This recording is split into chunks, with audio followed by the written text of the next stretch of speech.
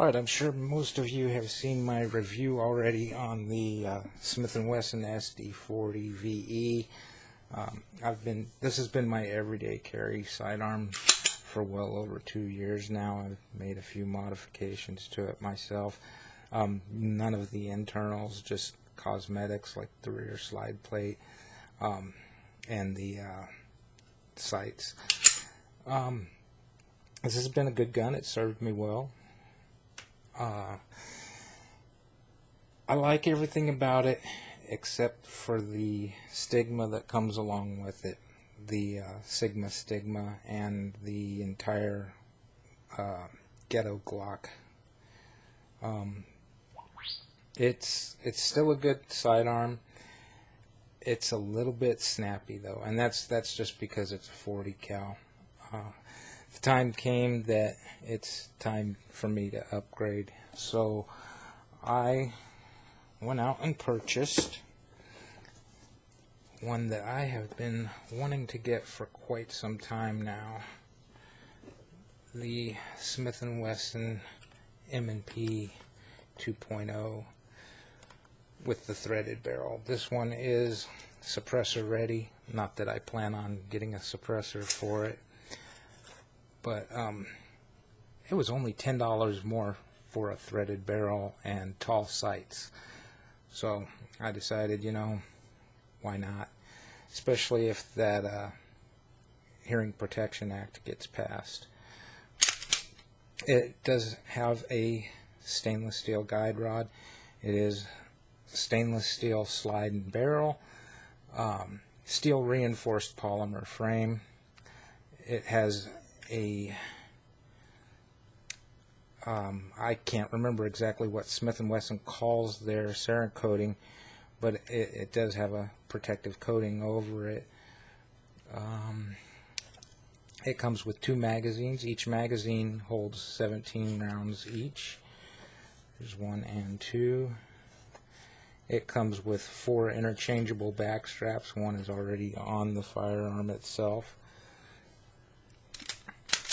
And let's go ahead and do a breakdown on it. I probably shouldn't have closed the slide to do that though, huh?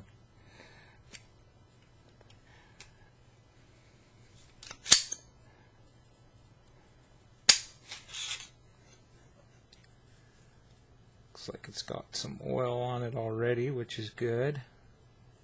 Might need to oil that up some more.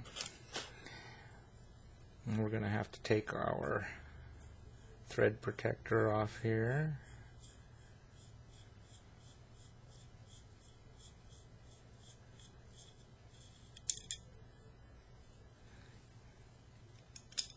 Remove our stainless steel guide rod.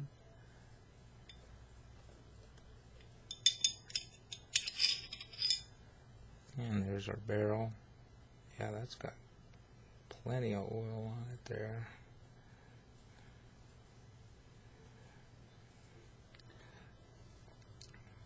Internals are looking good. And we put it back together just the way we took it apart.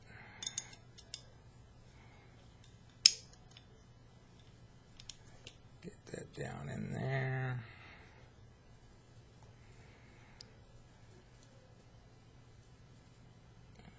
And that looks like it's on there properly.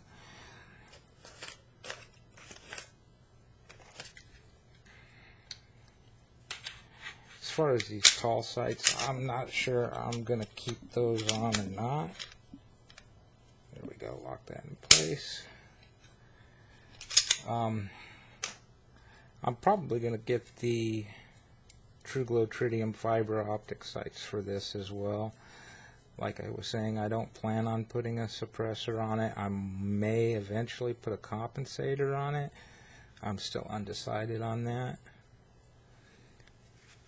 Let's go over the trigger. The trigger is much better than the SD40. It's got that take up, about the same amount of take up, same style of trigger as the SD40 as far as that hinge trigger, but we got that take up and then very short, real crisp break in it.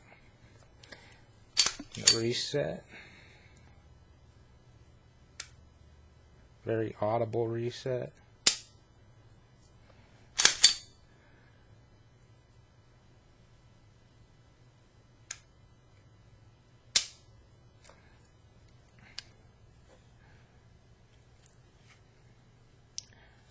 So yeah, can't wait to get this out to the range and give it a try.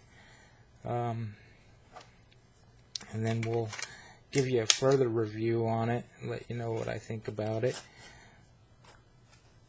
Anxious to see how it does.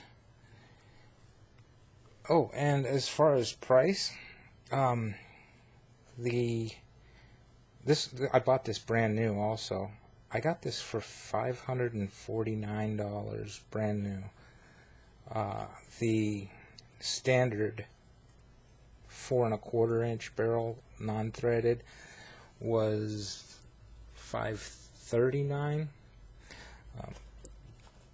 This is the 4 1/4 slide, but the barrel is, with the barrel, it's closer to a 5-inch barrel.